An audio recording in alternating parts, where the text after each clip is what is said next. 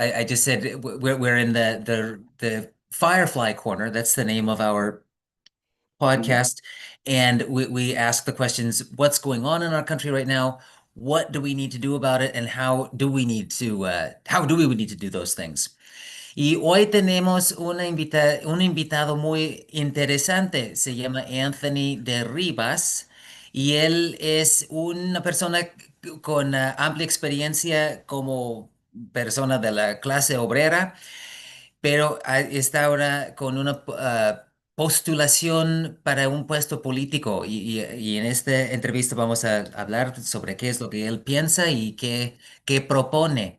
And so I just said that we have you, Anthony, and you are a very interesting person. You come from a working class background, but you have some solid proposals about what you would like to do, um, and what you want us to be thinking about. Mhm. Entonces, sin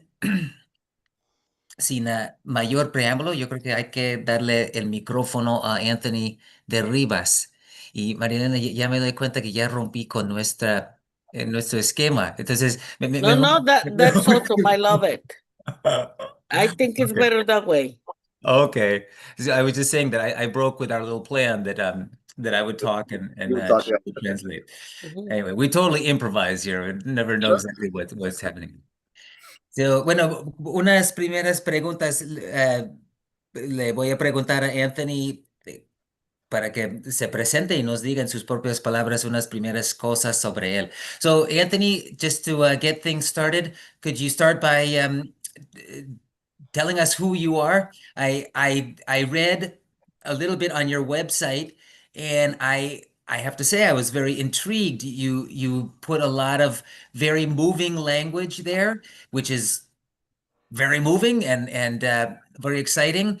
Uh-huh. And also you start to talk about some concrete ideas that you want to have. So all of that sounds very good. So good, please, who are Sure. you, Anthony? I am Anthony Deribus. I am from, as our host said, working class. I've lived. I like to say that I've lived paycheck to paycheck my entire life. Okay, I have not. okay. Can I just, hola, buenos días. Yo soy Anthony Rivas y sí, como dice nuestros anfitriones, yo soy de la clase obrera y sí, he vivido la experiencia de vivir de quincena a quincena. Okay, please go ahead, Anthony. Sure. To the most candidates and most incumbents that are in office now have not experienced that. They haven't lived that, and that's a core difference between what we're doing and where they are. Between candidates and even the incumbents, they've read about things on in policy reviews, and they've read about them in reports, but they have not lived it. They have never been homeless. They have never lived paycheck to paycheck.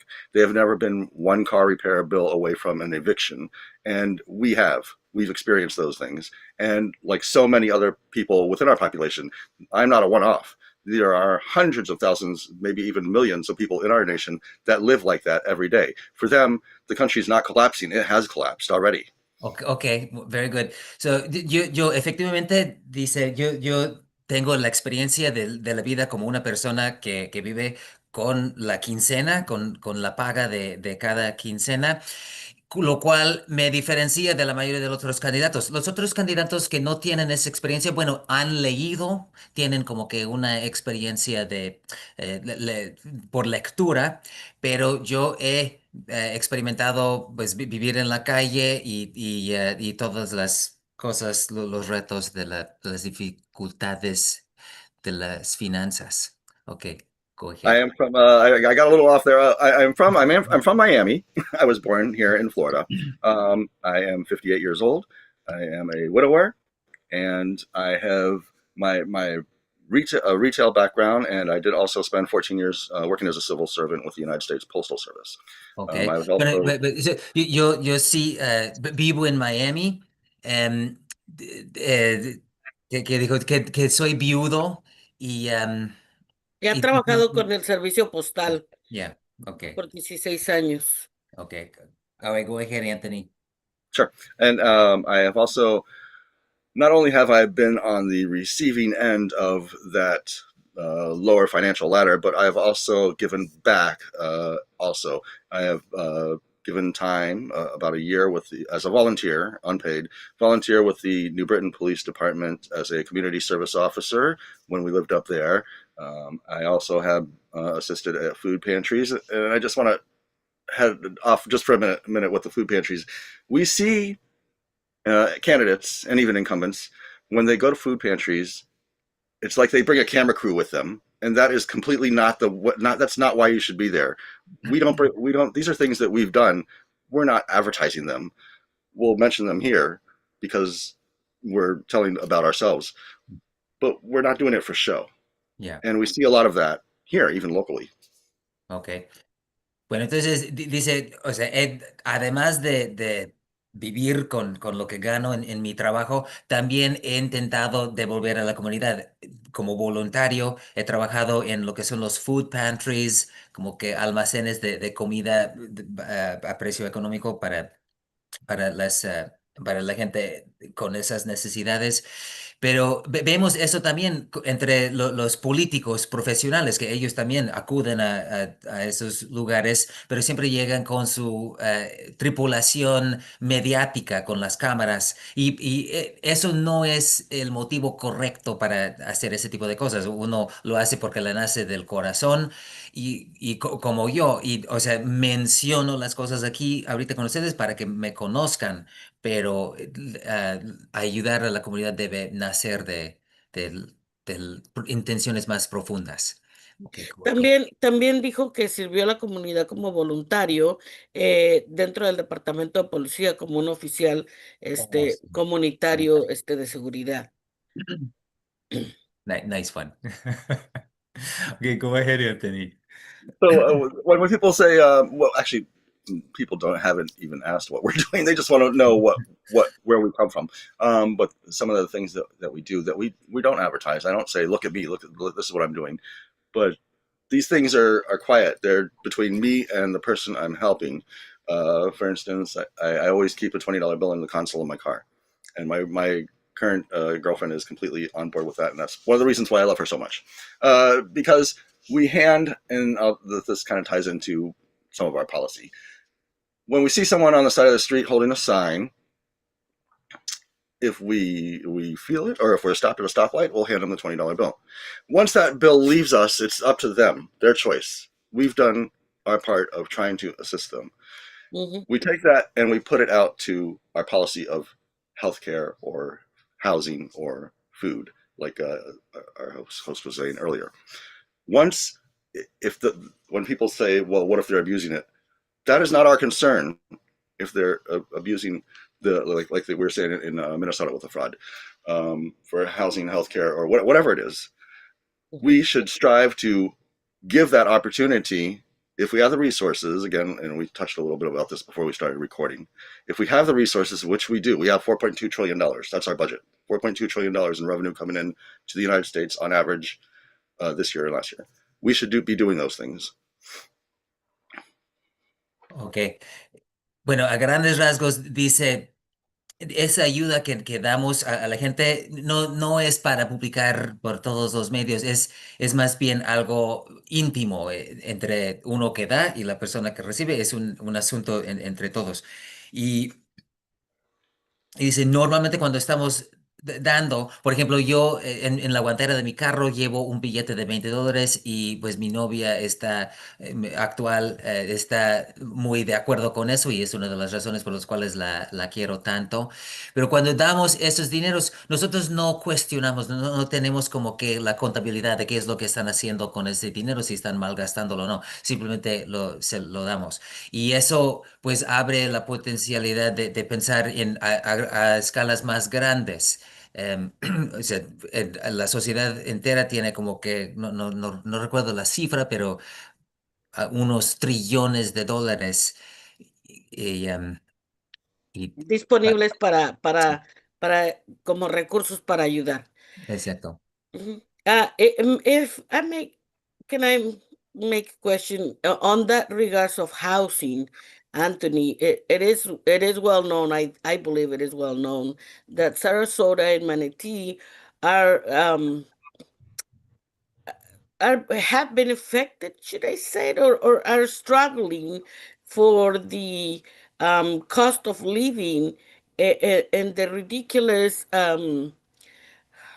money that they are asking just for rent. And It is.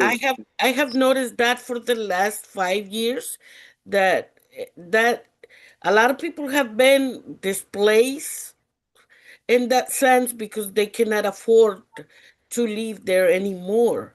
So it has been a struggle that, in my opinion, at least I haven't seen any, like the Florida uh, legislators actually worked on. Sometimes I feel like they pretend.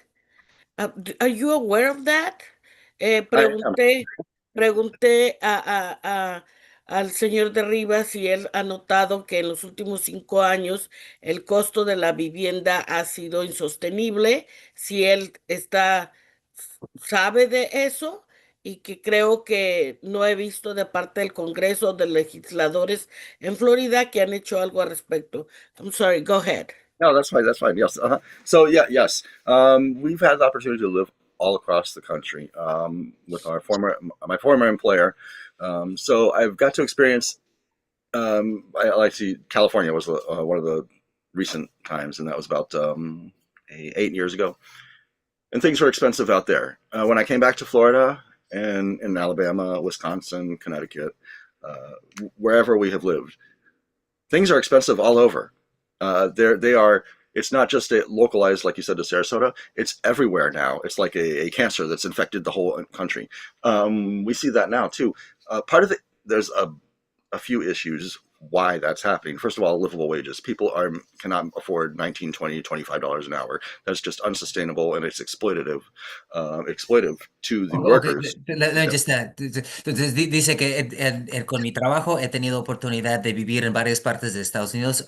Más recientemente, que son hace 8 años que vivía en California, pero he vivido en Alabama y en otras partes. Y vemos esa tendencia en todas partes del país. Es como un cáncer. Las propiedades y las viviendas están en aumento en sus costos. Ok, go ahead.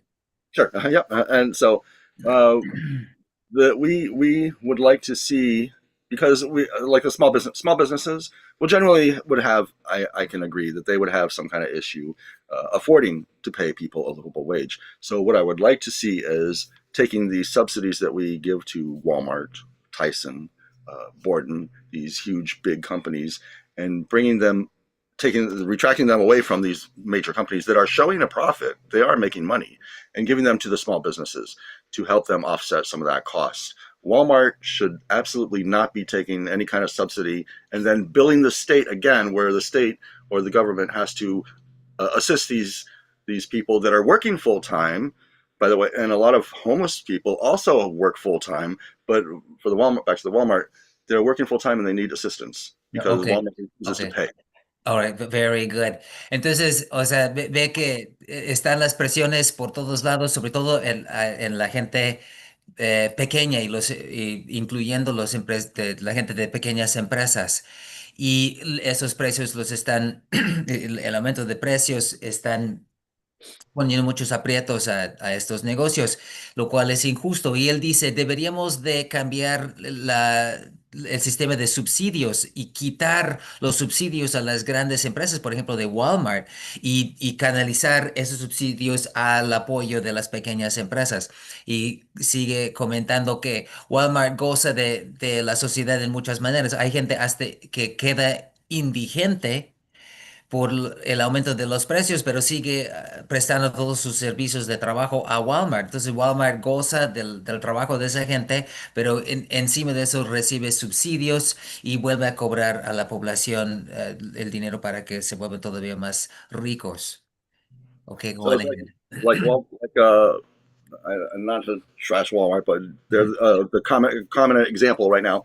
It's like they're double dipping. They're taking one income, and then the state is offsetting what they're paying for their workers. This leads back to what we were saying earlier about housing.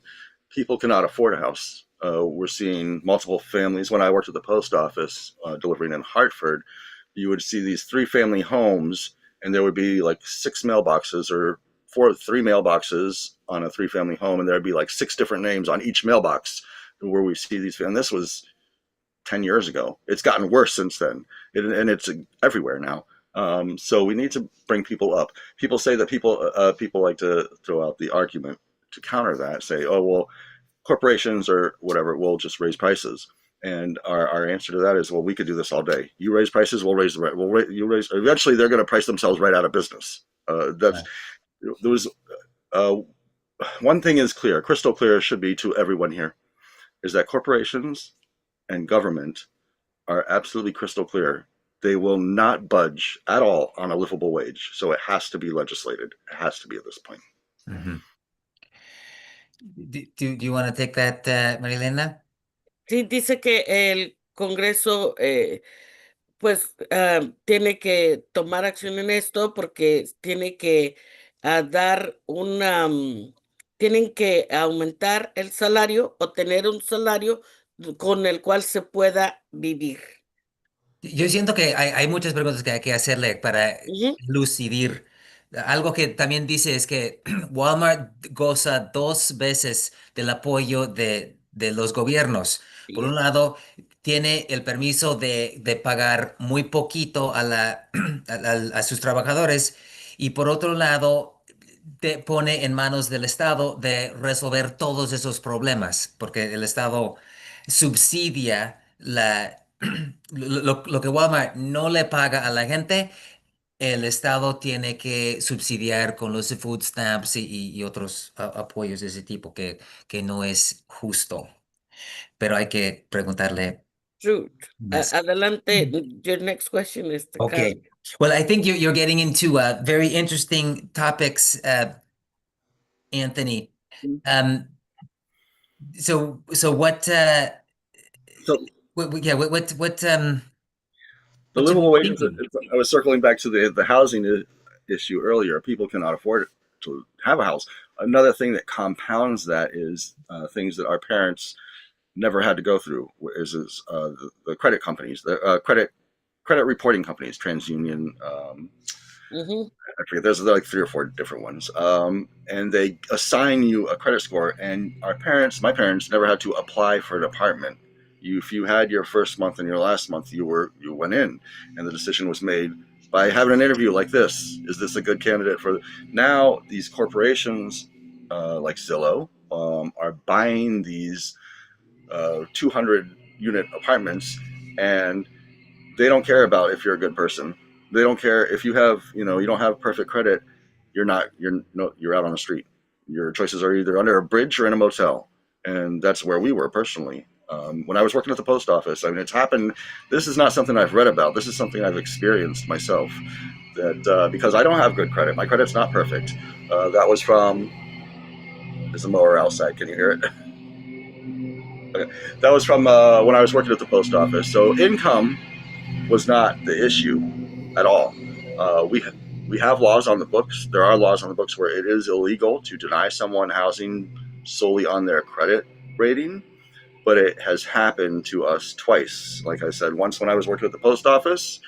Back then, I was making. I wasn't bringing home, but our salary was about $60,000, and the rent was $545 a month, and I was denied apartment. So we were living in a motel while I was working full time at the post office.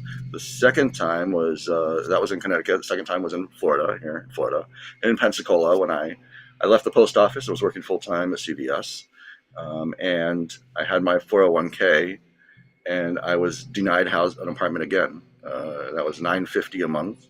This was more recent.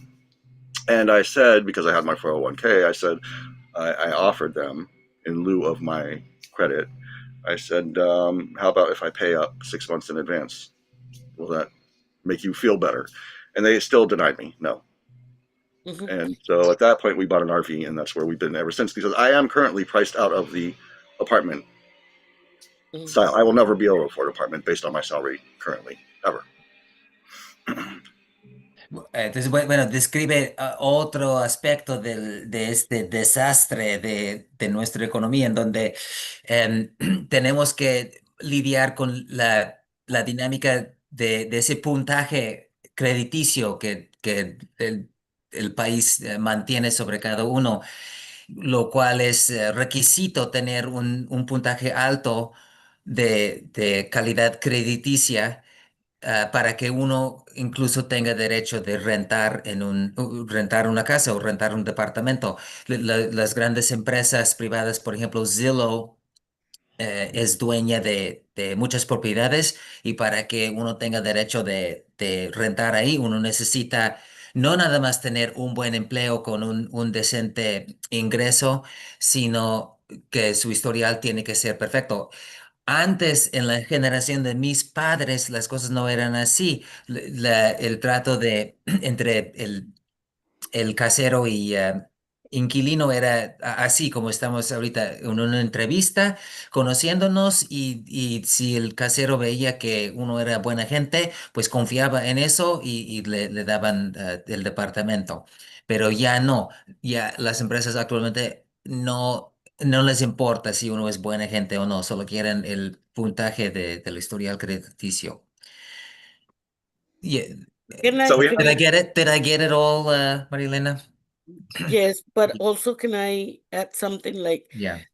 just probably lo que él dijo es que no es algo que le han contado que ha leído, sino lo ha vivido, que Ah, es diferente. así. Él ha vivido eso, que tienes con qué pagar tu renta, pero por el crédito que hay, no se le da acceso a la vivienda. And that's where I stand for the housing to be a human right. You shouldn't be denying it. Y right. ahí es donde pongo mi punto que tener acceso a la vivienda es un derecho humano, no se te debería negar. And it used to be like that.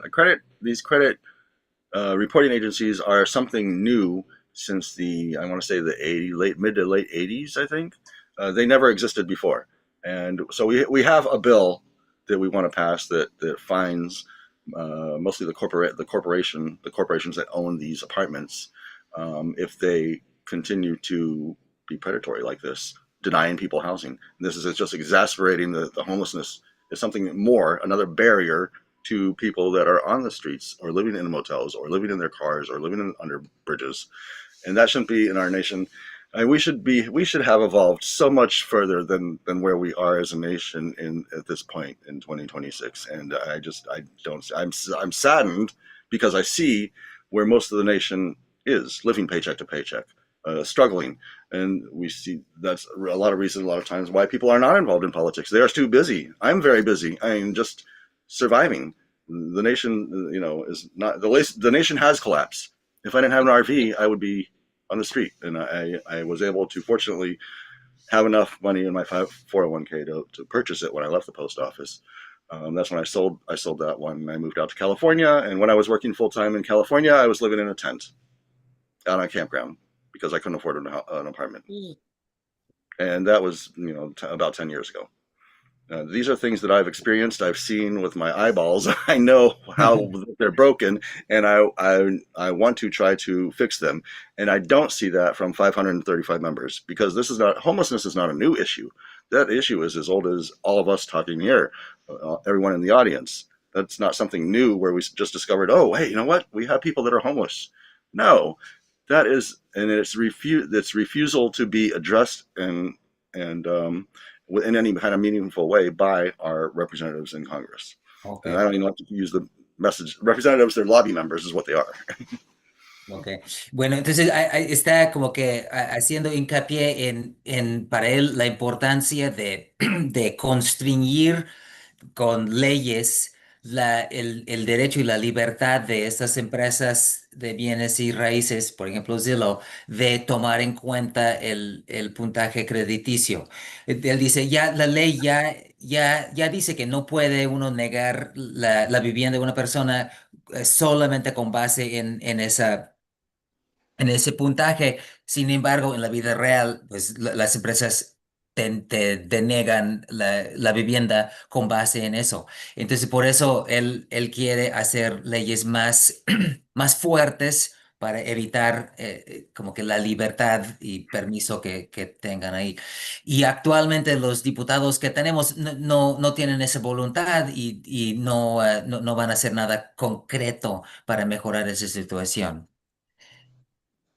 Así, So ujú. what we're doing back to the housing issue was those two issues have to be addressed at the same time with the credit card reporting agencies and livable wages to give people. I mean, they're building behind me. If I look out that window, you can see is a 236 unit apartment building.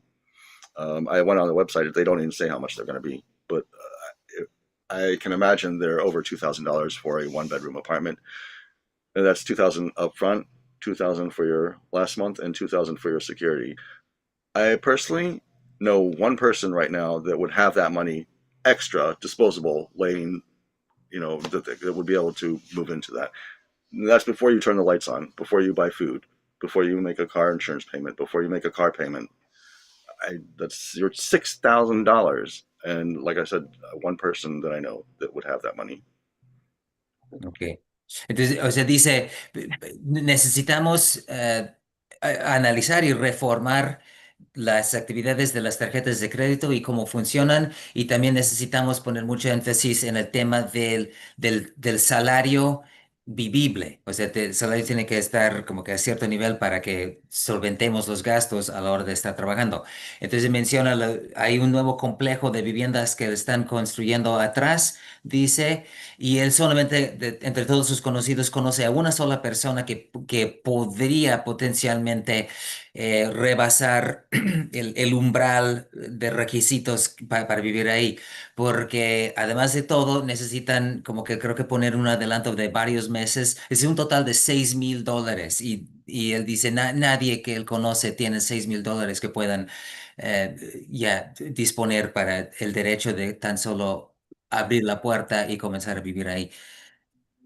Oh, I, I think that was There's there's bigger challenges. I mean, there's big challenges in like everywhere as you spoke.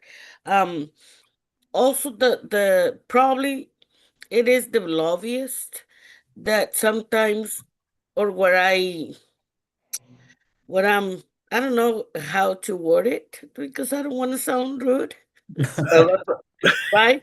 But we have noticed in Congress and in Senate, like overall, it, that they just serve to the pleasure of the lobbyist.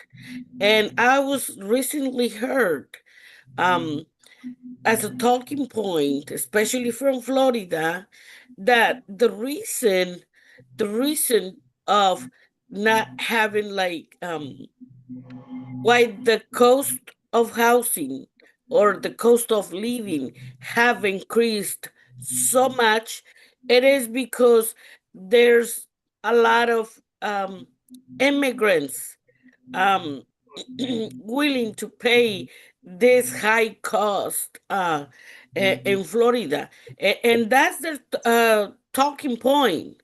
Mhm. That's the talking point that they actually used everywhere they stand for an interview.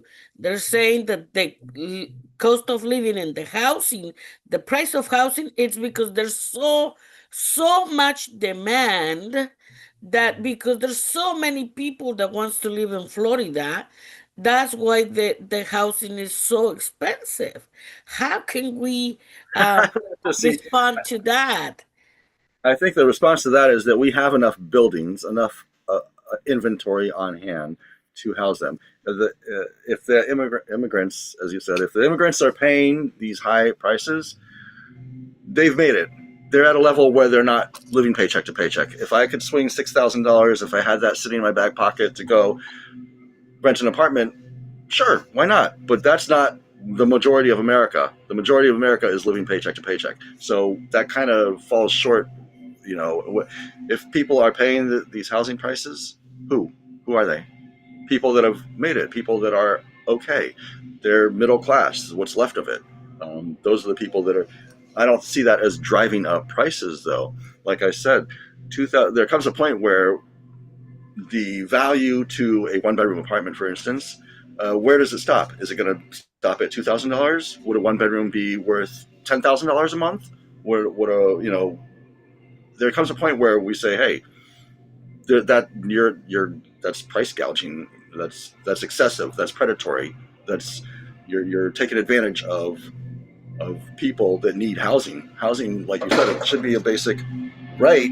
It should be a right. People need a roof over their head. Um, just because, like I said, if you made poor choices in the past, our credit, my personal credit file. This is from 10 years ago. I'm not going to write to the 5 or however many credit files to dispute something that's going to take, again, busy. That's going to take me personal time to do that. It's on there. It is what it is. It's. I'm okay with that. I'm kind of, where I rationalize my girlfriend says, when you retire, and I'm thinking, I'm not going to be able to retire. I can. There's no way in hell that I could ever live on less money than I'm making now. I will have to work forever because I can't live on less. My retirement's not going to equal my paycheck. It's going to be less than what I'm making now. So retirement is just a dream for some people. Maybe that's the American. Is that the American dream that It never could be quite right comes now. to fruition? But like you said, the housing issue has to be addressed. That apartment building down the street? Who is that for? It's not for me. No, It's not for you. It's not no. who. And why are they building it there? That's 236 units. It just seems a little. And then we see it here also with the port that they want to build over here in Manatee by the Skyway Bridge at the port of Manatee. I just only because this is a recent issue and I'm bringing it up. It's a foreign company, and it doesn't do anything for the working class people that are here in this district. They want to come in. They want to. It's going to be damage to the environment as well.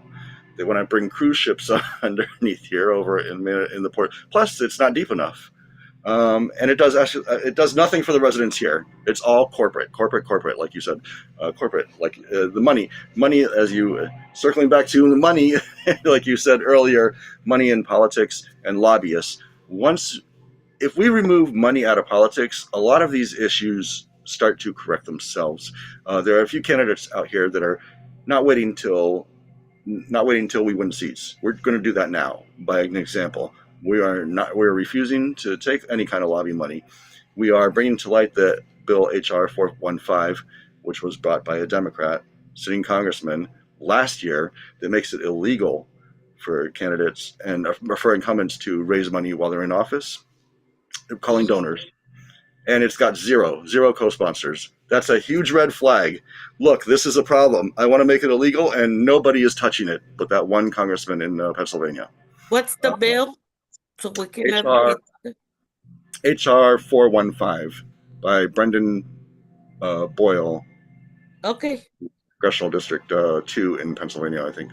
Mhm. So I have a question for you, Anthony, that I wonder if it can kind of like help you talk a little bit about some of like your deeper way of you of that you're thinking. The way that you're answering this very interesting point that Marilena brings up, which is like how do you respond to people who say, uh, why are our housings why is our housing going up? Well, by essentially it sounds like the answer that we're hearing is like in terms of neoclassical economics of supply and demand.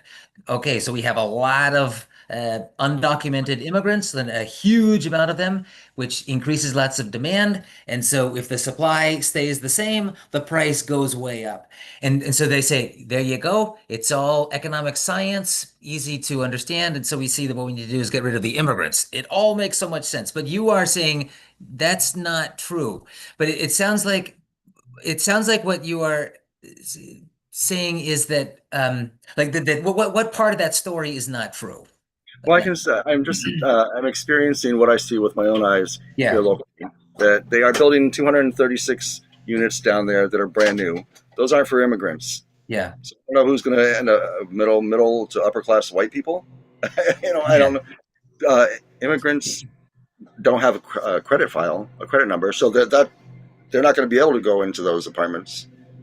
So who are those apartments for? The immigrants are not. They're not all homeless. They're living somewhere in the state of Florida and in all 50 states. They're not They're all not, homeless. but they're not living in those apartments, those expensive apartments that you're saying. No, They're they're living in probably living apartments together that. with family. Like when I was working at the post office, in the 3-family homes where you had 6 names on each mailbox. You could do that with a private landlord, but not over here, not with a corporation, because they want to know, one person per bedroom, So again, that's not for them.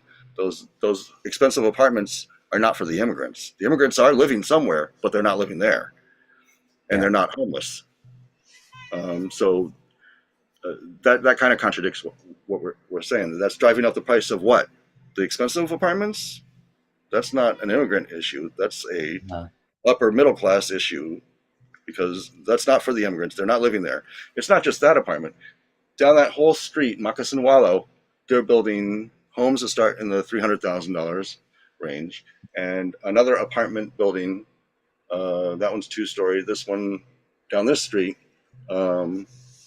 is another apartment building that they're building, 3 stories, probably around the same, around 236. Again, those aren't these apartments aren't for immigrants. yeah. The immigrants are not going to be able to get into them because they don't have a credit number, which corporations, and these are corporate owned apartments, require just to be approved.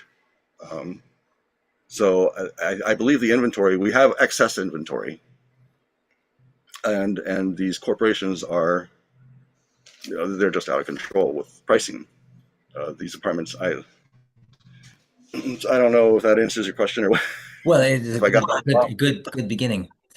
Oh my gosh, we kind of got off the interpreting train. Right? Um, so let's see.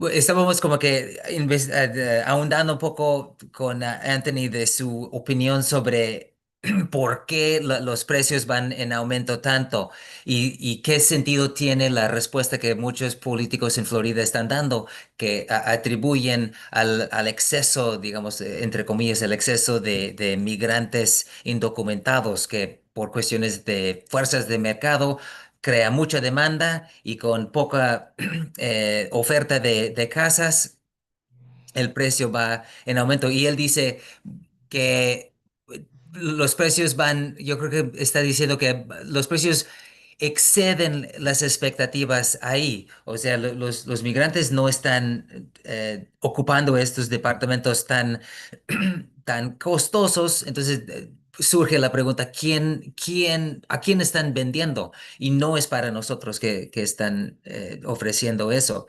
Como que el mercado de la vivienda existe para otros, no para la mayoría de nosotros.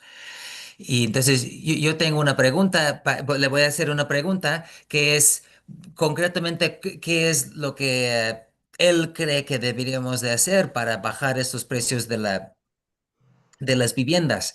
Yo oigo ciertas medidas que él menciona, como que quitar la dinámica del puntaje crediticio y además como que tratar de aumentar los salarios de la gente. Pero le voy a preguntar, ¿qué opina él de otras estrategias? Por ejemplo, uno que yo en lo particular me interesa mucho, por ejemplo, en Austria, en Viena, o sea, tienen un proyecto enorme de viviendas que no son para el lucro privado, sino es vivienda pública. Y no sé, le voy a preguntar qué opina de eso. And so, okay, Anthony. So I'm wondering what is what's your take on this on how we're going to get prices down? I've heard you mentioning, controlling the activity, this predatory activity of counting on people's credit scores to determine this. I don't know if I don't know if that has a direct relationship to the increase in the prices of the rents, or how would you No, take? I think that was say I was saying with the credit scores, that just pushes people more out to the street, not so much as the pricing. Okay, Um, because if you didn't have a credit score and you just needed to apply to get an apartment and you had the first, second, or deposit, you would be in. There would be no credit score company making that decision for you. Um, but you'd still be paying through you the would still be nose paying, to yes, you would still. So um, that's a very good question. How do we get the price? what do you think Well, about I think this? part of that was the wage, Oh, where the okay. wage came in, where paying people a livable wage so they could afford these things, afford housing for one. And I think at some point, with our technology continuing to advance and replacing people, at some point we're going to have a conversation. We probably should be having it now with some kind of a universal income that Okay. people get, because Now, well, I don't know. What do you think about this? You already made the very interesting point of the double dipping. yeah, And I just wonder whether or not you you see more double dipping. If we have a universal basic income, and then then then as you say, like as it seems like you suggested, the private housing companies would notice this and rub their greedy fingers together and say, ah, well, we can raise the rents more. And so the government subsidy would basically just be handed over yeah. to the landlords. And you said, well, we could just do that on ad infinitum. I sort of suspect that you don't actually believe that. So I wonder, No, like, I don't believe that was going to happen at all. I uh, use that as a for example. I heard that from an example. Actually, I think it was a comedian that was saying that, saying it. He's like, "Well, we could do this all day. No, eventually someone's going to give, and it's not going to be us. It's not going to be the people. It's going to be the yeah. corporation. Those are your two choices. We can legislate it and make it, or you're going to do it what you should be doing, the right thing to do."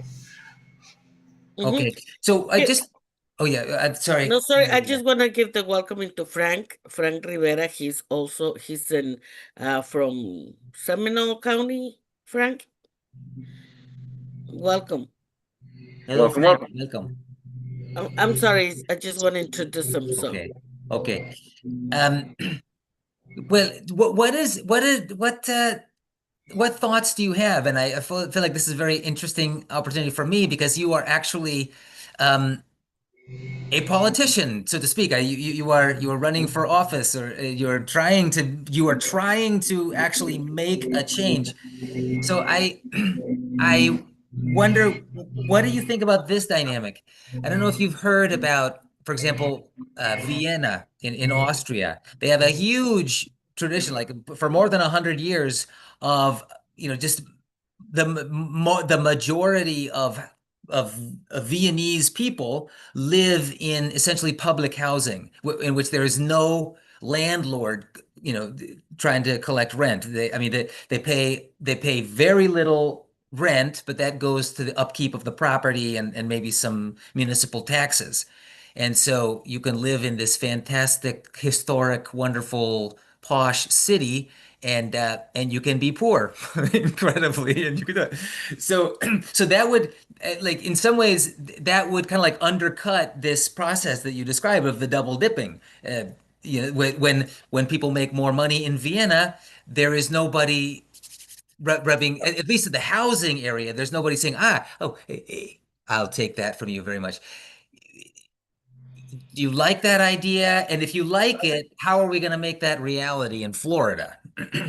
We should be able to look at other nations, and this is a part where our government and corporations operating inside on our soil.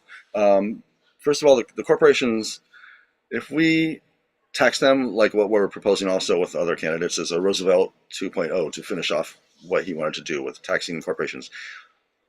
A lot of people say they'll leave. Where? To Vienna?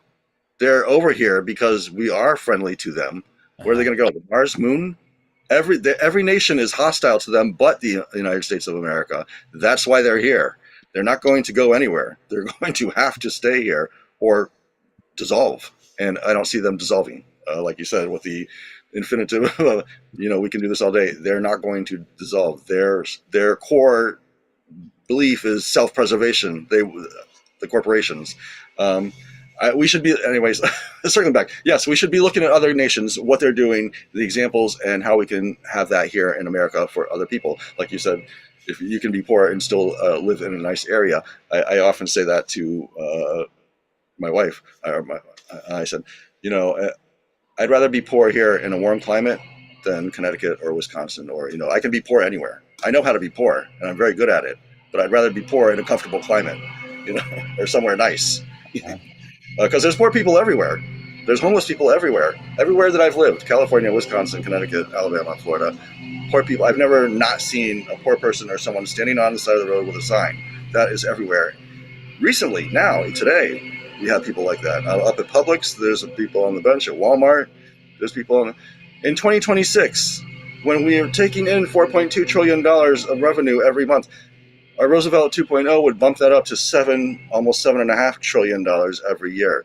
With that, you can do universal wealth. Universal health care, we're already paying $1.9 trillion to cover uninsured people, to cover Is everyone Roosevelt else. For is Roosevelt 2.0 a thing, or is that something that you're That's imagining?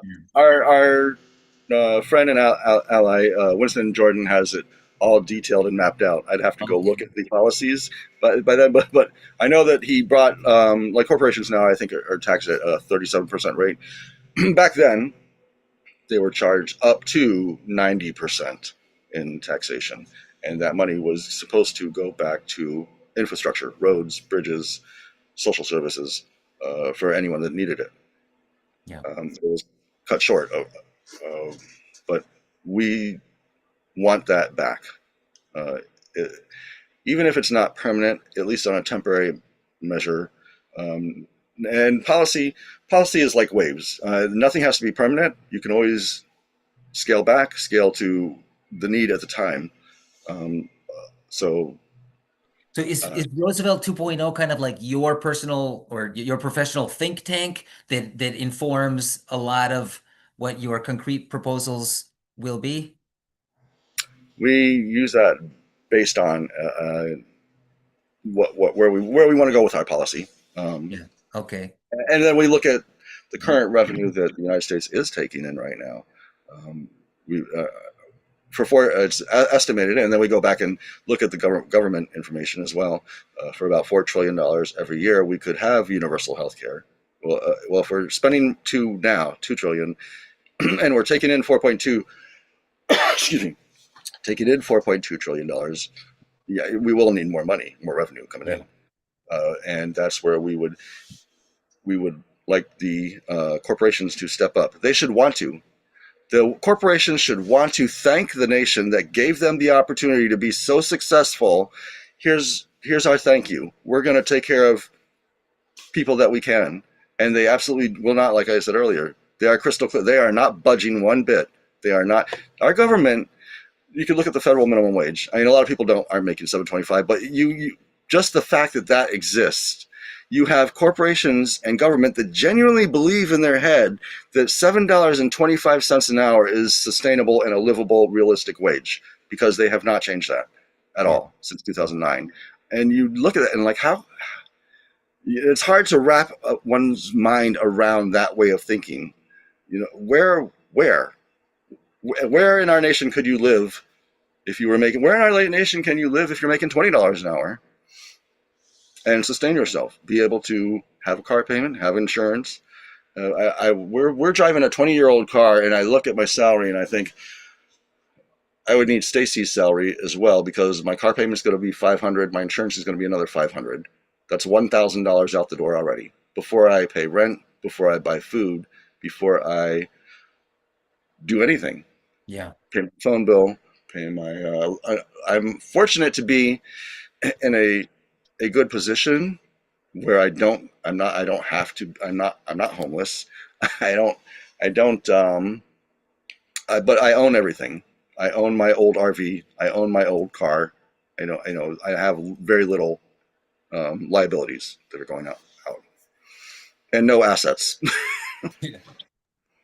Yeah. Yeah. Yeah. I have a couple questions from the audience. Well, actually, three questions from the audience. Can I? Tengo tres preguntas de la audiencia. One is like, what do you think about all the candidates that just come and speak out or in favor of migrants now that they are running? The second question is, are you planning on taking money from the APAC? And third, what are your stance with Israel? With Israel? Very And good. All right. las tres preguntas que tienen es que, ¿cuál es su opinión sobre Israel? Si va a tomar dinero de IPAC y por qué salen, cuando están pidiendo el voto, por qué salen y apoyan a la comunidad migrante. The first question, I guess he was they were asking. It seems like they're pro-immigration now, but they weren't before. Is that Ujú, kind of yeah, that's we've kind of always what it been is. we've I personally have always been pro people, no matter where you're from. Our stance on immigration is I don't care how you got here. If you are coming here to better yourselves, and we should be again what we talked about earlier. Our nation should be a leader, a global leader in here. Come here, and we're going to help you have a quality life that's dignified, and you'll be able to you'll be able to provide for your family or provide for yourself. And if you want a second chance, we're the nation for you. Come here. We have a big ass statue somewhere up north, I think, that literally says "We welcome all." You know. Mm, Um, let me so say that in Spanish, please, so I think it's important. Dice que Estados Unidos debería de ser como el líder global. Parece que tiene una estatua que dice todos son bienvenidos aquí y dice que él está a favor de todas las personas en general. No le importa cómo llegaron aquí. em, Todo el mundo, como todo el mundo merece una segunda oportunidad, donde quiera, no importa cómo vino. Ok. okay. So, and I don't like borders. Again, this is when we look at political parties, like we are kind of the conversation we had earlier. Political parties are kind of useless in 2026. Borders, they're kind of useless in 2026. I know nations need to have some kind of structure, but these are our geographic neighbors, both Canada and Mexico. There should be a complete friendly, neutral transfer of people coming and going. I think we have that borders because the government wants to maintain that control. They want to know how many people are on their land. They want to know, how many people are going. We don't need. We should have been involved way past this. Since the civilization of modern history, I guess, for humans. And we're stuck in this caveman mentality of thinking that this has to happen. I have to do this. I have to do that. We have to have a fence around our house. We have to have walls around our country. We have to. This is tribalism. So immigration, if you come here, even if you make poor choices when you're here, and the government or police have you in custody, I am absolutely against deportation. We're not going to pay a foreign nation ship you somewhere, tear you apart from your family, and have that nation charge us back to house you when we have you in custody already. We have you in custody, you're no longer a threat. You will stay here with your family. So I Lem- don't like the whole deportation at all, or the immigration policy we have. And anyone who's here should be granted amnesty now. There should be no. People talk about pathway. This. You're here, you stay, you got citizenship. You mess up, we're going to keep you here. We're not going to send you anywhere else either. And we have because we have the resources to take care of these problems. It's not like we're it's not going to cost us anymore. For Mhm. and on foreign policy, I like to I like our foreign policy is no, we're not taking any APAC money. We're not taking any money. Again, we are not waiting till if we win the seat. We're not waiting till after the election. We're not waiting till someday. We're doing it now. There's a couple of Canada, about I think maybe 6 of us. Open source is what it's called. It's not a party. It's a open source candidate. It's a description. We will not take any money from any donors. Even when we win, we're still not going to take money. This is a problem that ties back into running with one of the major parties, where there is mandatory call time. You must call donors. That's in their rules. If you want to retain that D next to your name or that R next to your name, you will be told to call. You're not allowed to talk about it once you're in office, but you can talk about it now. And this goes back to the HR 415. This does exist. because there's a bill Mhm. that wants to make it illegal. There's mandatory call time and there's mandatory membership dues. You must pay dues to the DNC or the RNC to maintain your letter next to your name, if that's what you want to choose. that's done. That's going to be at least 40 hours every week. Mhm. So let's say, oh, the candidates that are running with a D next to are both major party candidates running say, oh, I don't take PAC money. Well, when you get into office, you're going to have to, or you're going to have to drop out of the party. You can't be halfway in the middle. You are either for call time and running as a Democrat or Republican, or you're not. There's no halfway. Well, I'll just work 20 hours, because the parties count on that. And if you don't do it, then you're out of the party. Again, we don't need parties. Parties just divide. So we're not taking any PAC money. No, we're not taking any. On Israel, there needs to be a three-state solution. Excuse me. Um, this peace treaty has failed already because there's been attacks. Um, we have Hamas, who ran in a legitimate UN monitored election and won 42 out of 176 seats for the West Bank. And then we have Gaza, who is kind of like that's under control by the Palestinian Authority. Two factions, right? Okay. When Hamas won those 42 seats, the West, United States, and Israel went absolutely apeshit because we can't have declared terrorist organizations in positions of power. But that election was legitimate, according to the United Nations that monitored it back in I think it was 76, or it might have been earlier in the 80s. Mhm. Anyways, so Israel can stay where they are. Palestine can stay where it is, but we see a three-state solution because Palestine has divided itself between Hamas and the Palestinian Authority. So there needs to be a three-state solution there. And all three of them, need to figure that out themselves. As far as the United States being involved, that's not the interest that the United States has. It is a financial one. They Mhm. want that coastline, and I think Israel wants also that coastline of Palestine, and they see it as extraction of resources there. We don't agree with that at all. We would pull back. I am against any more aid to Israel because they're destroying. It's not only, you can look at it. We can see again, and this is why they probably hate this media and platform, because we can see with our eyeballs the destruction there. That area is completely leveled. There's no malls. There's no grocery stores. It's rubble.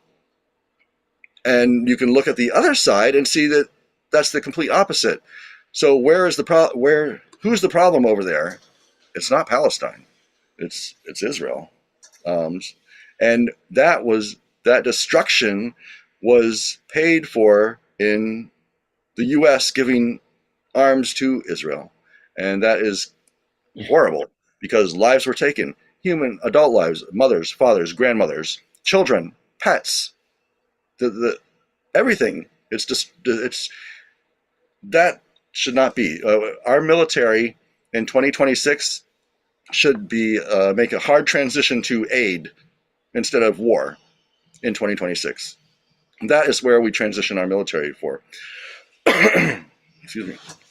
Okay. Um, go ahead. I'm sorry. I know you got to translate, and I'm going on and on. No, thank you, Carol. Do you want to say something before we translate? No. Um, well, I mean, goodness gracious, how important are you noticing it for your potential constituents is the topic of Palestine and the defense of those people or the non-defense of those people? When we talk to people here over the past year, face to face, their foreign policy is not really an issue for them. It's in the back of their mind, but their main concerns are immigration, housing, and healthcare.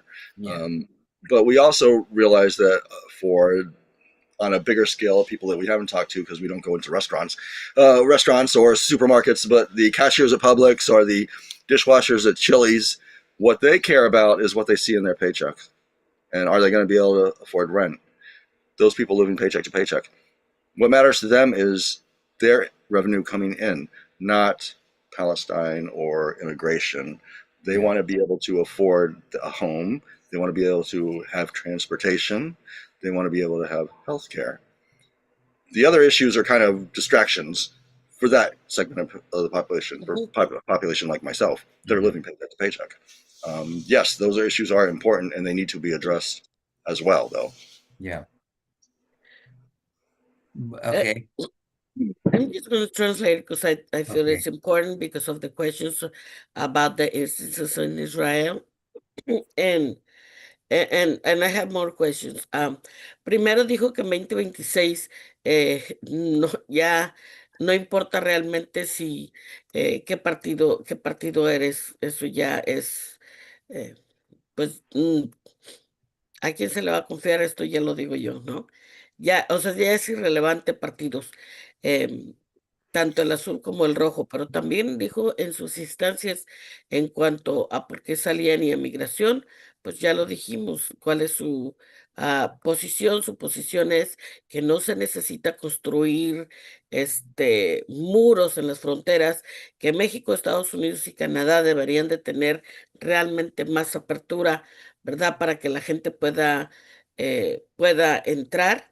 Y, y también dijo que en cuanto a Israel, pues no, primero no va a agarrar dinero de AIPAC.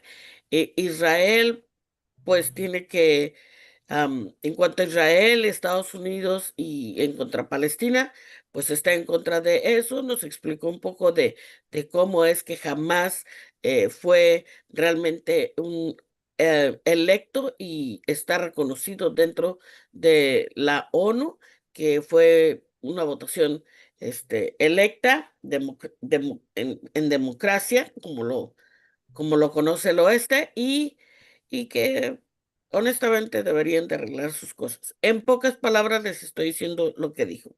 Ahora sí, Carol, I'm sorry. Oh, okay. Well, let's see. So Anthony, I wonder if I detect this, and you can say yes, and you can say more, or you can say no, Carl. You're kind of didn't mean to say that. So here's me interpreting you. Um, and for me, it's a very interesting question. I think on some level, there is this palpable sentiment among some people in our country that immigrants bad, and that's an important question. And so I think it's for me it seems like well we ought to be like knowing understanding where's that coming from, what's motivating that fear so that we can figure out how to address it the most effectively. But on the other hand, you also seem to point out an interesting observation that I think honestly makes a lot of sense. You know, when I wake up in the morning, I'm like, "Ugh, time to meet the day." I'm not thinking, "Oh, yeah, trying to figure out what do we have to do with those immigrants because they're destroying my life." It's not a that's kind of like a non sequitur. I think, as you point out, for most people, we are interested in our paycheck. Paycheck, rent, gas bill, hell. And so I wonder, are you saying, or are you saying something else, that effectively this question about migration is in some way a potentially a mirage, and we will most effectively push that mirage off to the side into the land of forgetfulness. And if we, to the extent that we are able to put these real issues on the debate table and come up with convincing solutions to them. What I wonder what do you think about that? Yes, no, yes, yes. Yeah, we have a foreign policy, but we would like to focus on domestic policy. Mhm. uh, if we fix a lot of things domestically, I think a lot of that has a domino effect of taking care of other things as well. This why what that You said, why do people think that and why they address that? I think uh, television, the previous mass media communication that had such a head start over social media from the teens up until or the 20s till now with television and that kind of they had that gap of time to for people to get their knowledge from or print if they knew how to read um, from that point on till now. So they've had that head start, and they could say whatever they want. Or you can go back to look at legislation where there were laws on the books or in legislation that the news media could say something, even if it was true or not. Uh, um, so people have had that learned psychology or learned behavior for decades, probably close to 100 years, for to learn either one side or the other. And once the two main parties got hold of that airwave, and more recently now into the 60s or 70s, 80s, 90s, and up until now, because you have stations that are either owned by a Democrat or a Republican. There is no more like other than here, where you get non-biased journalism. Otherwise, if you turn on the television, you're going to have one side or the other, CNN or Fox, MSNBC or CBS. There is no middle, unless maybe C-SPAN, maybe. Um, but there, so people have learned all that information as truth because most people don't know there are other viewpoints or if they go outside and they see it happening at their level, at their local level. Um, and how do we change that? I think social media is taking a big cut, but it could take decades, like television, to become a alternative. We see it. It might not be. I mean, I think the last numbers that we looked at, I think we were like half the nation gets news off of social media, and I think the government does not like that because we can once again see with our own eyeballs real time what's happening, what is actually happening versus what Fox or CNN is going to tell us what's happening. And that's kind of where the unlearning comes in, if that So, answers your question. so, well, it's certainly very good. It sounds like what you're suggesting is that we need to have better messaging to kind of like undo the learning of our society. Now, when you say that, I think, well, not all Americans are anti-immigrant. As a matter of fact, right now we're seeing thousands, hundreds of thousands around the country of white Americans, standing up and saying, "Hey, what are you doing?" How do you understand the difference between, say, our two populations, folks who feel anti-immigration sentiments and people who feel open immigration sentiments? And do you feel like it's a there's a particular messaging? And I suppose just to like spice up your your thinking a little bit.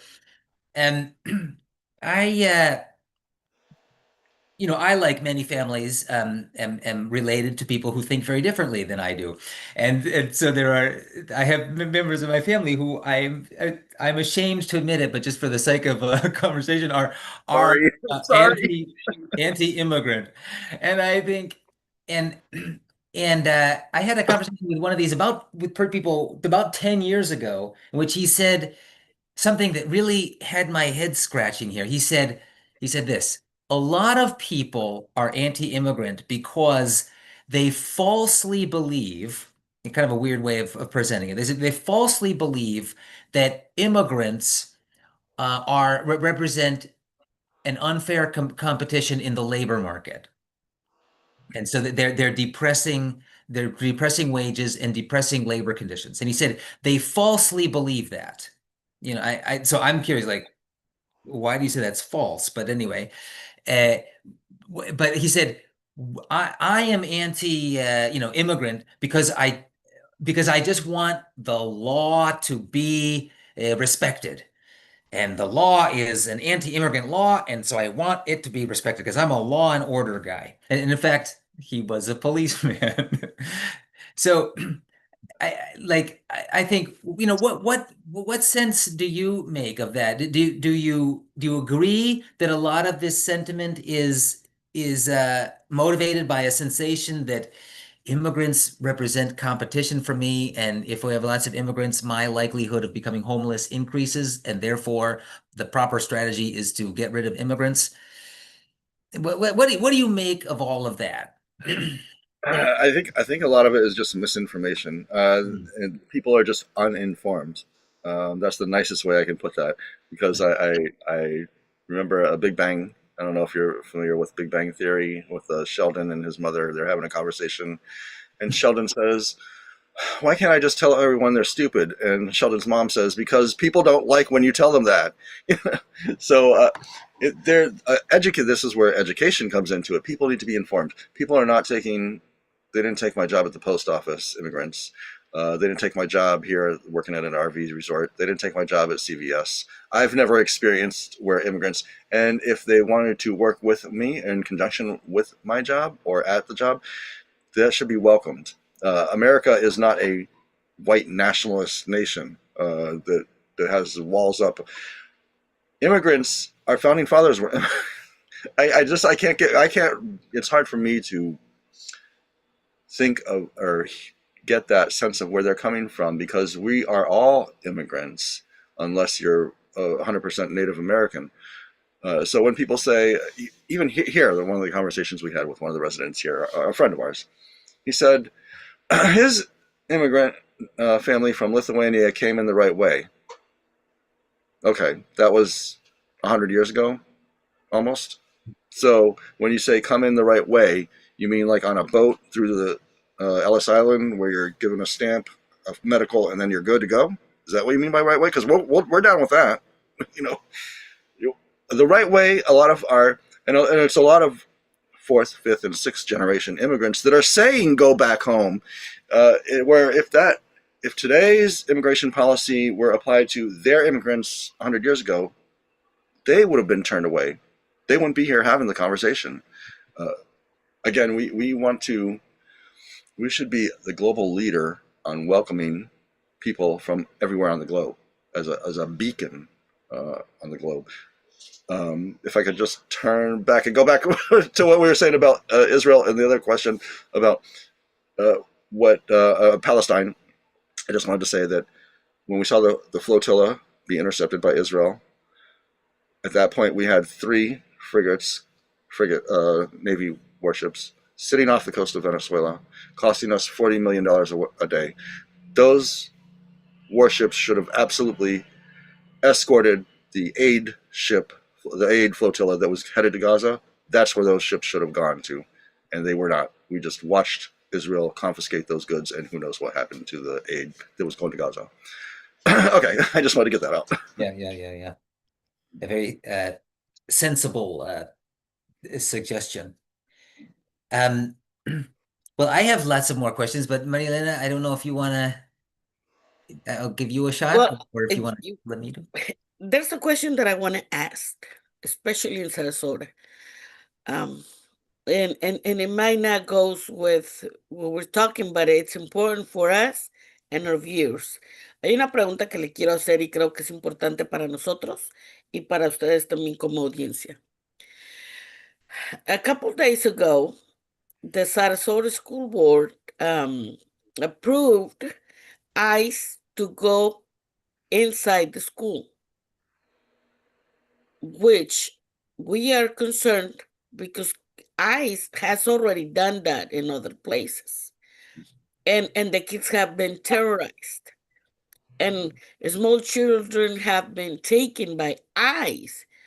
People that has no issue spreading like the pepper spray and throwing the slap bangs or however they call it, and grabbing kids and send them all the way to Texas from wherever they get them.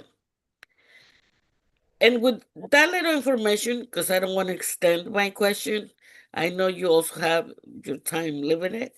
Um, how did you feel, not only as a candidate, but as a person that lives in that district, for such a decision that the school board, who's supposed to be protecting the kids, to turn the environment of the schools a safe place, which we all know is not happening. We have shootings in schools and stuff. How do you feel, not only as a citizen, but also how can we change that? How do we change that? The school board needs to be fired. That decision should be a huge red flag to people, that these people are not here for your benefit. They're not here to protect your children. They are working with a aggressive, hostile faction of our government, ICE, and ICE needs to be abolished. Again, we should not be discouraging people from coming here. And I would even dare say discouraging them from people. We should not be discouraging people from coming here by any means. However, they want to come here. Like I said earlier, I don't care how you got here. We should be an example.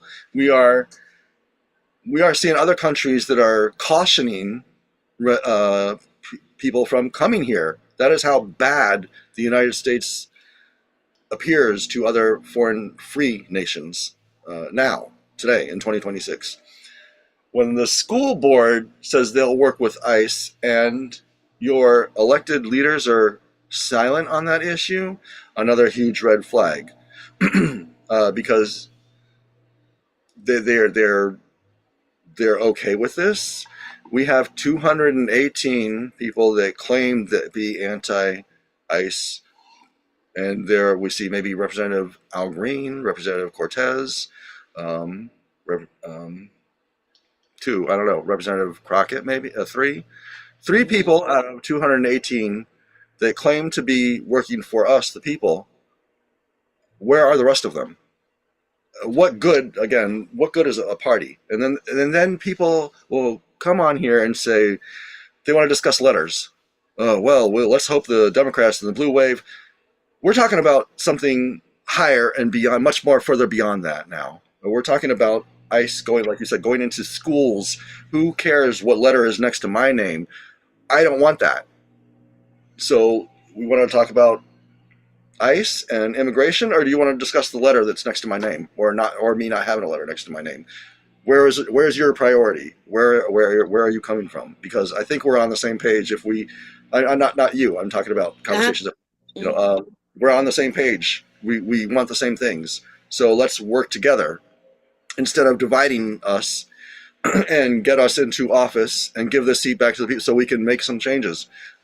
Something like I am for the complete abolish of ICE. We were fine without it. It's new, something since the 90s, I'm going to say, or 80s. No, And that 2000, when after 2000. the 9/11 Okay, attacks. so that is an $800 billion budget that is literally taking food off the tables of people here within our borders right now.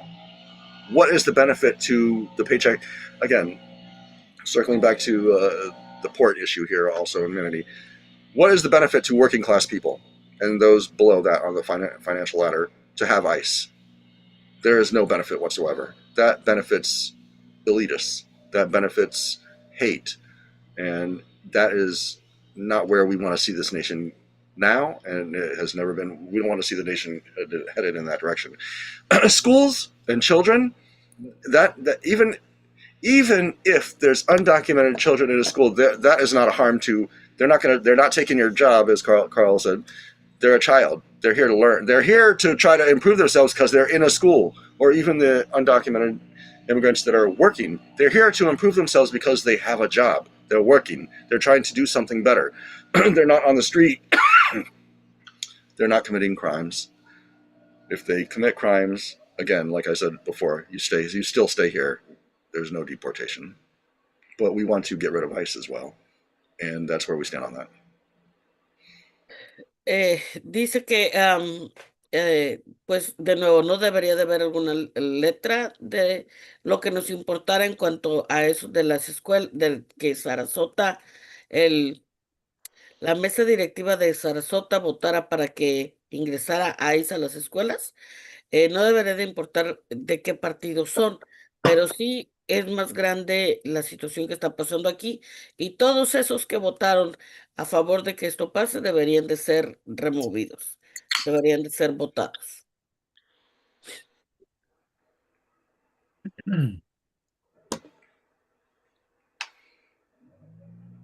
So let's see. Here's a thought that I'm curious what you think about this. Like I think that you you are articulating the idea that we need to come together to solve our problems. And yet we do see like there's like an extreme polarization of people who in many ways probably feel to us like just totally wrong-headed. What is do you see a conciliation between the two parts? Do you see you like the class of the workers just rising up and squashing the opposite side, which I wonder there are working class people who vociferate these kind of anti-immigrant ideas. How do you have a vision of how we could I have, potentially come together? I have a vision. It Okay. is decades away. I kind of feel like at this point personally that if we continue on the trajectory that we're going, if we see congressional members continue to be silent and they go in there and we vote out Republicans and people still are locked into that mindset of D or R, and we have a majority of Democratic um, can, incumbents that win, that we see maybe an impeachment um, of Trump, and I see the focus on that for the remainder of the term. I see us giving us a President Vance, and then a probably a flip going out. Beyond that, making lives better for paycheck to paycheck people, addressing homelessness, universal health care, universal education. I don't see any change whatsoever because the parties will maintain that control. That there is no change there. The flipping back and forth from R to D to R within our lifetimes has been an epic failure. The only times that parties shifted was from outside interests, like the civil rights movements. That wasn't the DNC saying, "Hey, you know what? We should have a better." That was an outside interest that shifted that party. The parties don't really care what policy, as long as they maintain control. When you remove them and extract parties and money out of things, we can have that almost. I think we see a better chance of collaboration, like you said, between both sides, because I think at the heart, I would hope that we are all pro life and pro people. Uh, the fact that, especially if we have resources to offer that to everyone, I guess. I think so. Do I see? I don't see. I don't see. I don't see that much. I don't. I hold little hope at this point. Um, that's just me being, I guess, a realist and kind of pessimistic. Okay. But I I hope mean, I'm wrong. I hope I'm wrong.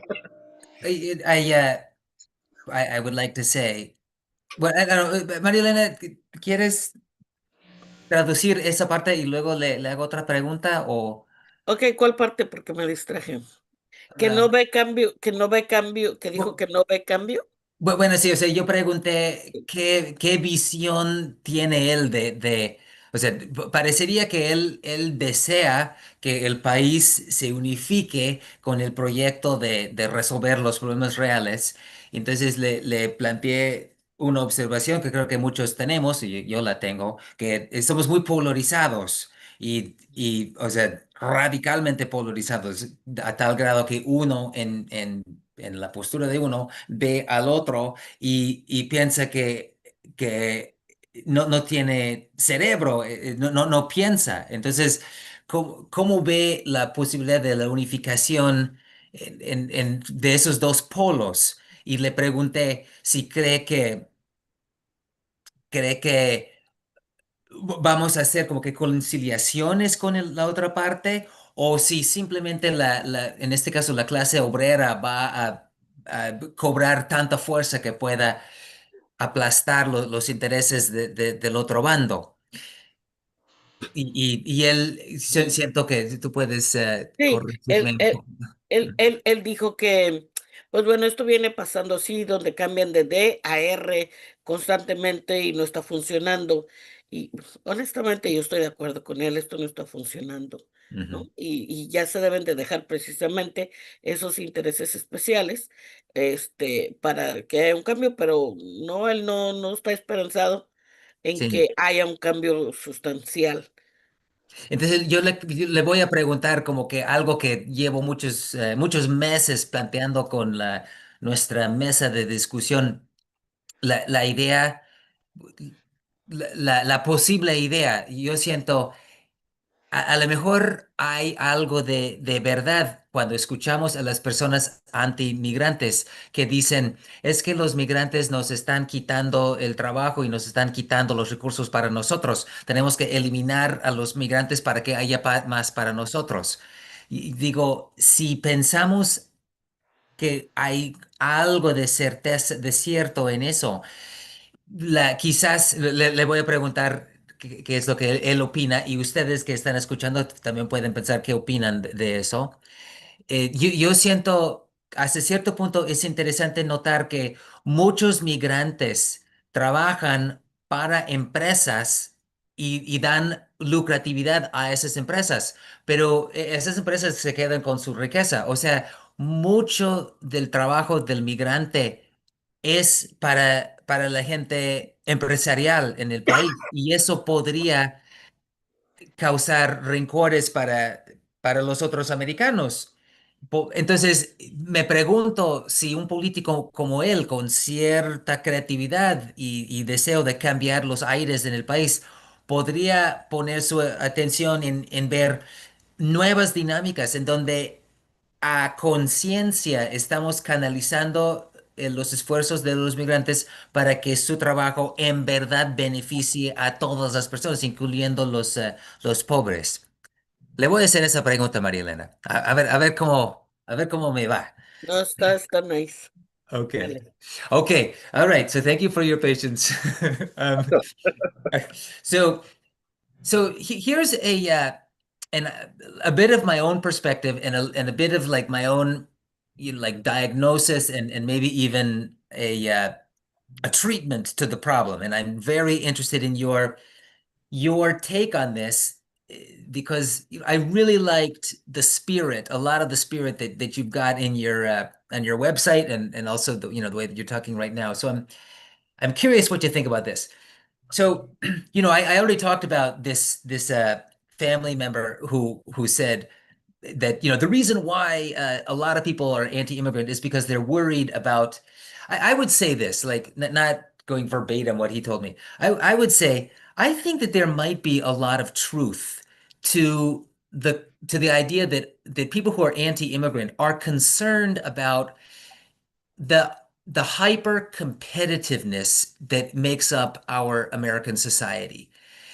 Um, we like Adam Smith in The Wealth of Nations, like the philosophical grandfather of all of our capitalist economy, said the way to do it is everybody is just thinking about number one. That's it. And if everybody does that, not wasting your time thinking about how everybody else is doing, if you do that, the invisible hand is going to organize it so that everything is great. So be be kind of like insular. That's the ticket. Okay. And so, well, what we have here is that, I mean, I'm probably exaggerating a little bit, but we have a whole bunch of immigrant people who are coming in who are by design, because of the way our sort of society is organized, insular and thinking about themselves. And it's not because they're bad people. It's just because that's the way our society in the United States is. Like you say, okay, welcome here. Now here's a little pocket. You're responsible, and everything that you get, you can enjoy, and don't worry about the rest of us. Okay. And we're not going to worry about you either. Huh? And so I, and with the grace of, God, and let's hope that everything goes well for us. So there is a lot of there. I think there might be a lot of truth to the competitive nature, and then to the competitive nature that extra immigrants into our society potentially represent to us. So I ask you, potential political candidate, what do you and really I say that with all admiration and what do you think about in the spirit of really making an impact in our world, if we think about the immigration in these terms, say, what would we do so that that competitiveness could be transformed into true collaboration and human cooperation, and so I don't know if that kind of a question makes sense to you. The some just to stir the pot more, I would say, what if we like had public lands whose profit was for the people. This was going to fund our food kitchens. This was going to fund our schools. This is going to, put food on people's tables. I mean, and say, look, thank you, immigrant people, for coming. Help us work this land. We're going to pay you a decent wage that we can pay in this kind of $15 an hour or whatever it is that we're going to pay. We're going to pay you guys, and we're going to hug you and say thank you for working your butts off. And and right now, I think potentially people who are like, darn immigrants, that might say, oh, for me? Thank you. Oh, thank you. I I wonder if changing our mindset in that direction would thaw the ice, cool the fires. All right, what are your thoughts on that? My thoughts. It's funny when you said your family member was a police officer. My coworker is also law enforcement background as well, and he, when I have the immigration, uh, when I have the immigration conversation with him, he is repeating what I hear on television. That they're getting a lot of his responses. They're getting free. He doesn't want them getting free things. And Uh-huh. I said to them, and we don't get into heated. He said that he values my opinion because I'm educated on a lot of things that he just doesn't know Mhm. when it comes to policy. And I said, well, they're not getting free things federally. Uh, they can't. If you have no, you come here and you're undocumented and you have no ID, you're not going to go apply for Social Security. You're not going to go apply for food stamps or SNAP. Those are state issue. If the state wants to give you an identification card and wants to give you assistance, that's a state issue, not a federal issue. It's not the federal government, and that's where I was trying to differentiate with his way of thinking. The government's giving them free stuff because that's not happening. Hmm. Um, so, and I personally don't have an issue with the states doing that. Like I said earlier, we should be taking care of everyone. So I think there's a learning curve there also that has to happen as well. Um, and we do that just by having conversations like this. That's not happening. That might be what they're saying on television, but that's not happening in real life, in reality. But what was the question? What was the question again? Um, yeah, well, it was kind of like like a general overarching opinion about the direction of that we might take to bring our Oh, country bring together everyone to together. to Yes. calm the anti-immigrant sentiment by And my brainchild here that I wanted to share is like the idea of changing, making land reform in our country so that we offer ways that immigrants are welcomed here, and the work that they're doing really does directly positively impact what we are all living, kind of I like would love that. avoiding the famous dynamic of the trickle down theory, where the immigrants work hard for a company, the company becomes very wealthy, and then it sort of like somehow comes back to the rest of us. I think from the what you're referencing there is Reagan's trickle down economics. I've never witnessed that in my entire life of 58 years. Everything trickles up and we stay Yeah. the same. Yeah, but no, I would love that, giving land to. I love that idea. I love that concept. And we have land. I don't know if we can grow anything out because most of it at this point in 2026 is in the desert, probably in Texas, or we could grow. We could grow stuff indoors. I wonder if that would work now. And we would have to extract that. I'm just gonna go outside for a minute. Hold on. I'm moving, changing locations.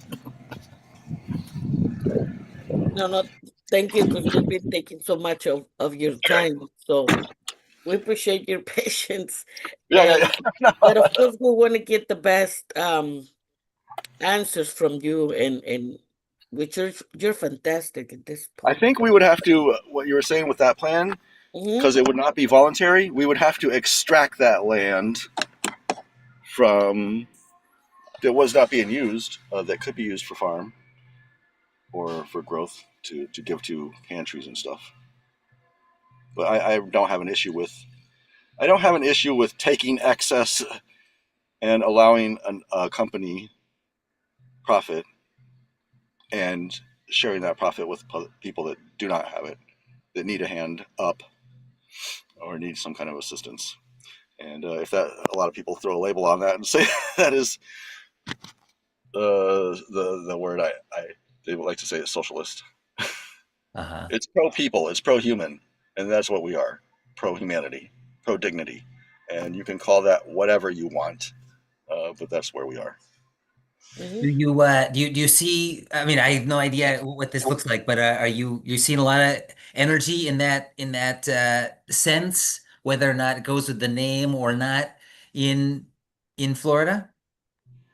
Um, No, not really. No, no. Okay. I Okay. see it mostly on platforms or on, but in having a, I think people probably, from a psychology point of view, the people when they're talking to you face to face, they're more reserved.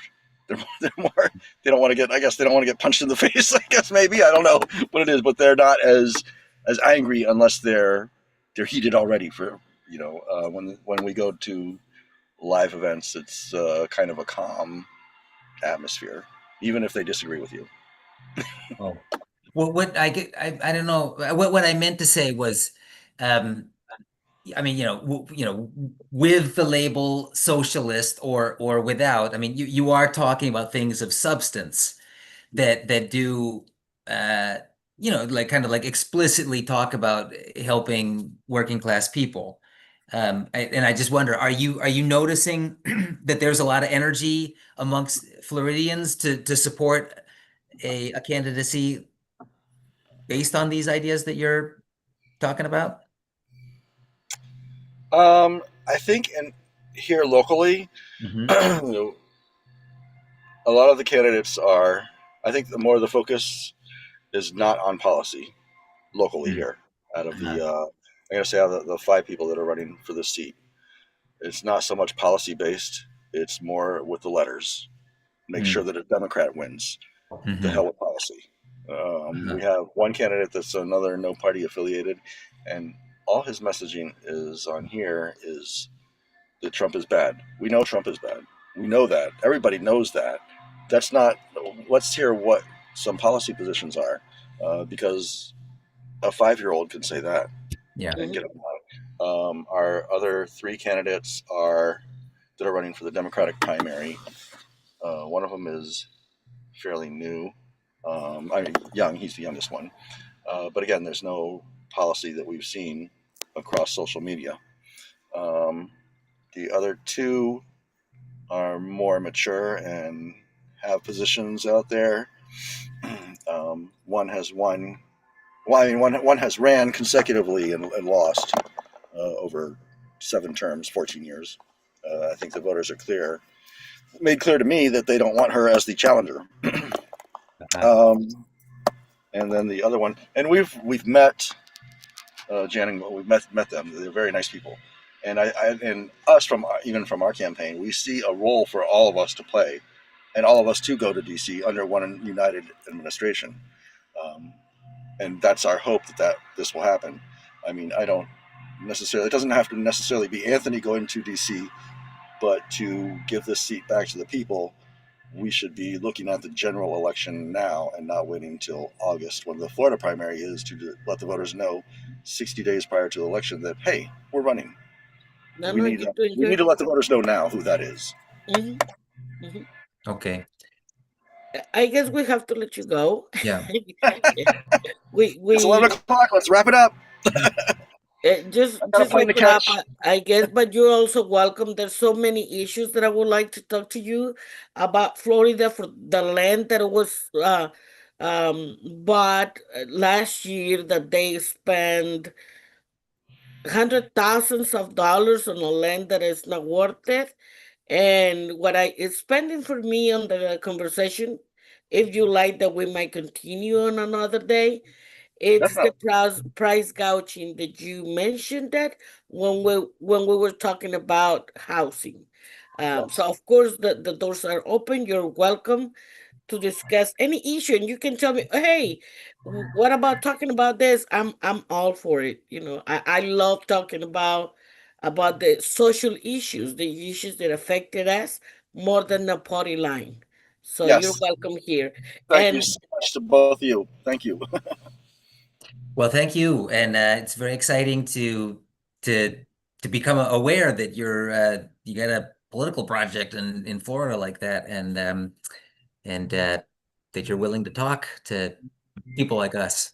So I totally appreciate that. People like you. When I worked at the post office, one of my buddies was from Puerto Rico. He would always say, "You people," joking around. He was a good, nice, mhm. awesome guy. He's like, "Whoa, whoa, what do you mean, you people? People like you."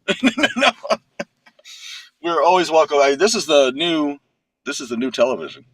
This is the new social media. Like I said, Yeah. half. But yes, we're always happy to come back and discuss this. I could talk for 8 hours on. And there's so much to talk about and get into the details, and especially maybe if you're open to having Winston Jordan, our other candidate, and Yes, Gia Ford. Oh yeah. I send them a message. We could do a joint interview as well. We're certainly open to Yes, that as yes. well. Look, Okay. you're welcome. I would love to, especially in Florida, where we have DeSantis and when we have a big majority of evils in Yes. Congress and the Senate here in the Wow. state. I'm Yep. sorry, I just had to say it. Yep. Yep. I agree. So hopefully that changes, but we got to get past the letters and the colors, red, Exactly. blue, RD. You know. So your last message for your audience, and then we'll let you go for today, and then Hey, we can schedule. This is El Rincón del Cocay, where you are also welcome, in this at this time, in this day, at this hour, um, and you're always welcome here. thank you. My name's Anthony DeRibas. I'm running for a congressional district seat here in Florida's 16th congressional district, which is Hillsborough and Manatee counties. Um, we welcome people of all political backgrounds. If we have any questions, you can look us up. I've tried to keep our name the same over all of our platforms. We're on TikTok, Blue Sky, Lemonade, YouTube, Skylight, Facebook. We have a campaign page and a personal page. So they're all Anthony Deribas for FL16 or Deribas Anthony. Remember how to a good way to remember how to spell how to say our last name or how to type it in. It's Mhm. DERIBAS. Ujú. It rhymes with that song, Deribas. The name is Deribas. You should learn how to say it. Deribas. There's another famous politician that song kind of goes. You know who I'm talking about? Well, I'm Donnie. Ajá. Yeah. Ah, Deribas. It's that's we've tried to keep that. I think on TikTok it's the same. Anthony Deribas for FL16 as well. Our website is Deribas for Congress. The So Rivers for that is. Congress. Thank you, everyone. I appreciated this, and it was very enjoyable. Thank you so much, yeah, and excellent. see you next time. And the others are welcome. I already sent them a message, and just let us know, and we'll be happy to talk politics and social issues here in Awesome. El Rincón del Cocay. Thank you. Okay, thank you very much, Anthony. Send a nice hug there, Thank you. Florida. Adios. Adiós. Adiós. Eh, qué padre, ¿verdad? Carol, ¿cómo te sentiste? Bueno, me parece que tiene pues, o sea, tiene mucha energía para estar participando en debate y conversación con la gente y con ideas fuera de outside the box. Sí, ¿verdad? No, fíjate que a mí me gustó, creo que me da un poco de energía en el positiva, en el sentido de que no está enfocado ahí, como dices tú, en esa cajita, politiquera, donde ya sabes que te van a responder. Ajá, No exactamente. sé si tú te has dado cuenta cuando ves políticos y que están diciendo, oh, le preguntas una cosa y te contesta siempre lo que ya ellos tienen como estipulado que van a responder, ¿no? A mí me pareció fresco, me pareció que es bueno. Dice que si, Fabi, que si te diste cuenta cómo tosía cuando estaba contestando a Israel. Sí, Fabi, pero eso es como normal, porque a veces uno no lo puede evitar. Pero fue muy claro con Israel, ¿no, Carol? ¿No te pareció? Sí, Sí, o sea, me parece que vemos en él un candidato que no quiere apoyar bélicamente a Israel y al contrario está muy interesado en proteger el apoyo humanitario a la gente de Gaza. Em, pero que se enfoca aquí como a nivel local. ajá. Sí, sí, su Sí, prioridad es su prioridad de él es política local.